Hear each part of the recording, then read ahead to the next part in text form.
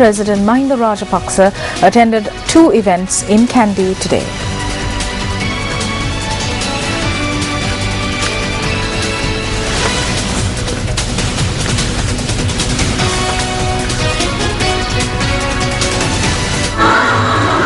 A statue of General Anuruddha Ratwatta, who also served as a politician, was unveiled by President Mahinda Rajapaksa in Kandy today.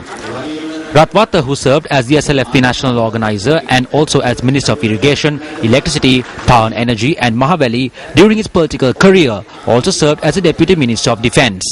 A group including Prime Minister D.M. Jayaratne as well as members of Ratwatta's family were present at the occasion.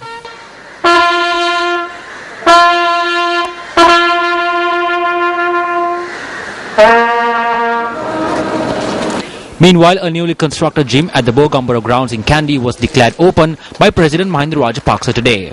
The gym was constructed by the Ministry of Sports in accordance with the policies of the Mahinda Chintana vision for the future.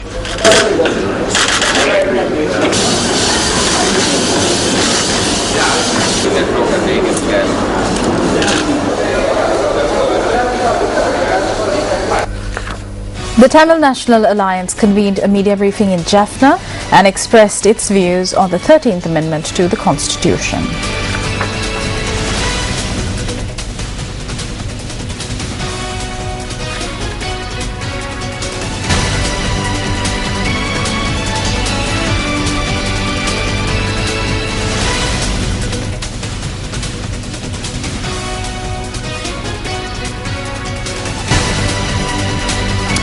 We'll go into that story later on. Time now for the newspaper cartoon of the day.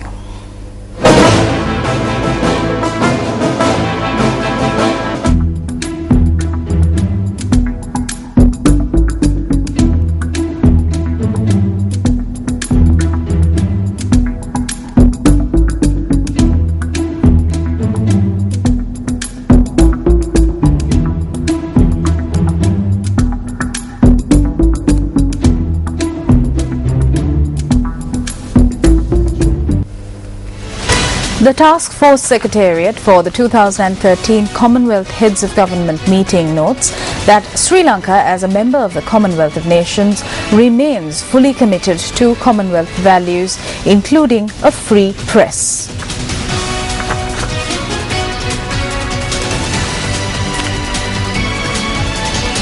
Well, issuing a communique, the chairman of the Subcommittee on Media, Publicity and ICT for the CHOGM Task Force Secretariat, Charitha Herath, notes that there had been various reports expressing concern about the accreditation process to cover the 2013 CHOGM. Charitha Herath notes that Sri Lanka looks forward to receiving applications from local and international media professionals to cover the event in November. He notes that the accreditation process adopted by Sri Lanka is based entirely on the Commonwealth Secretariat guidelines, which have been followed at previous such meetings. The accreditation for international media will be reviewed and processed by the 2013 CHOGM Task Force Secretariat in Colombo together with the Commonwealth Secretariat in London. The communique further notes that CHOGM will provide an excellent opportunity for international journalists to get a first-hand look at the developments in post-war Sri Lanka.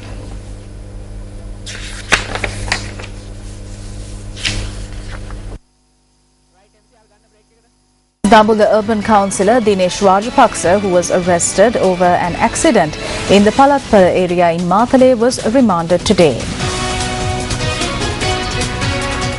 The accident took place last night close to the Matale Pradesh Sabha when the pickup in which the councillor was travelling in collided with a motorbike travelling in the opposite direction.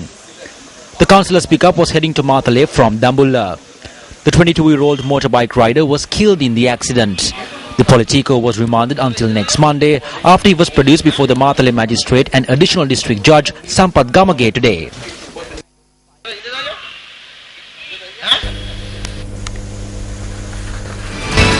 Minister of Private Transport Services C.B. Ratnayaka says that drivers should always be concerned about the safety of passengers. The minister made this statement during a workshop held in Colombo today. The workshop was held for drivers from all parts of the country who are part of the Sisosaria School Transport Service Program. මොනකුණා කියන්න පුළුවන් කමක් නැහැ. නිදිමත නම් නිදා ගන්න ජීවිත නැති කරන්න නැතුව. Take a look at yesterday's accident. What we have to say again and again is to sleep if you are sleepy without putting passengers at risk. It may be an urgent journey, but sleep for at least an hour. How many lives were lost in Batticaloa? How many remain in hospital? How many hopes did the Assistant Education Director have when she travelled from Hatton to Ulapane? How many lives were in the hands of the driver? Why don't people care about these lives? ජීවිත කීයක් තියෙනවද? ඒ ජීවිත ගැන තැකීමක් නැත්තේ.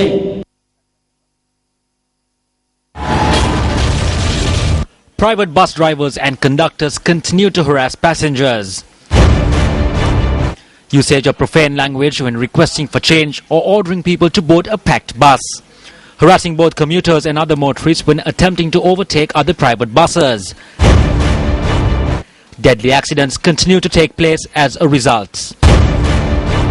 Accidents also claim the lives of those in bus stops on some occasions. May 17th. 2 individuals killed when a bus crashed into the bus stop opposite the Thalangama hospital. The accident also damaged an electricity post. Yesterday, 1 individual killed when a private bus crashed into a bus stop in the Galevilla area. Isn't it the duty of private bus drivers and owners to provide a safe and secure service to the commuters in addition to meeting the public demands? Shouldn't a standard be established for private bus drivers? The launch of the ICF Forum, organised by the Indian CEO Forum, was held at the Stein Studios in Ratmalana last evening. Speaking at the event, Indian High Commissioner to Sri Lanka, YK Singha, said that India hopes to increase its investments to $2 billion in the next few years.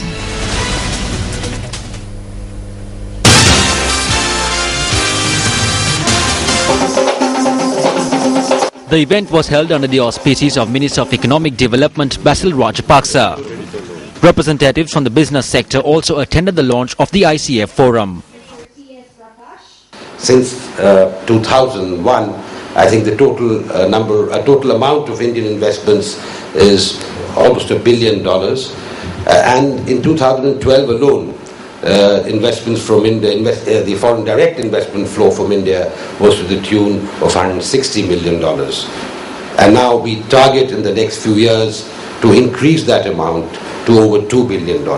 Investments from India or from anywhere result in economic growth, in development in the country where the investments flow, particularly if there are in key sectors like infrastructure development or depending on what is important in the country you invest in.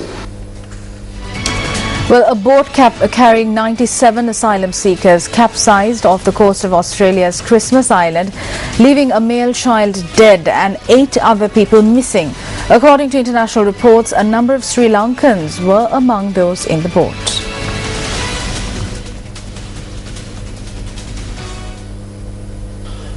A boat carrying 97 asylum seekers capsized 161 kilometers off the coast of Christmas Island to the north.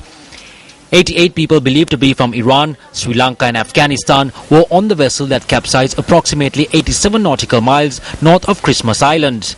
They were rescued by an Australian customs vessel. Home Affairs Minister Jason Clare told reporters in Sydney that there were 97 people aboard the ill-fated vessel. Operations continue to locate the missing persons, and rescuers have discovered the body of a baby boy. The boy is believed to be a year-old and his nationality is yet to be determined.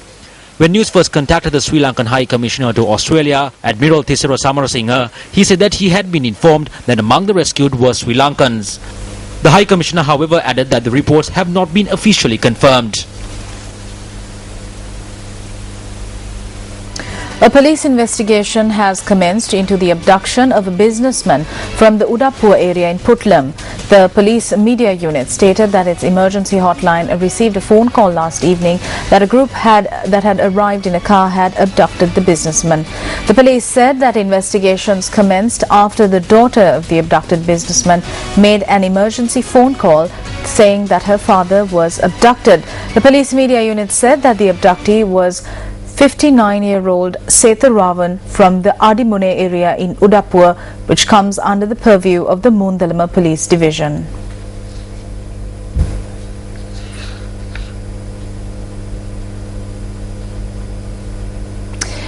M.Z. Sarjahan from Negombo filed this report for News First U Reporter today.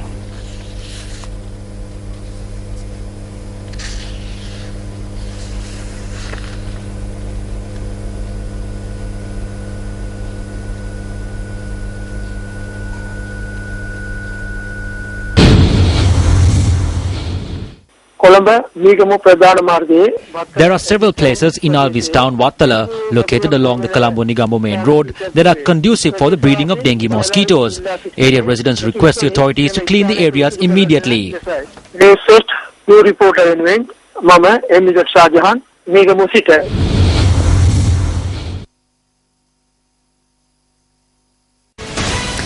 And that wraps up Primetime News for tonight. I'm Sonali Vanigabadage, wishing you good night. Hotline 0114-896-896. www.newsfirst.lk. Feedback at newsfirst.lk.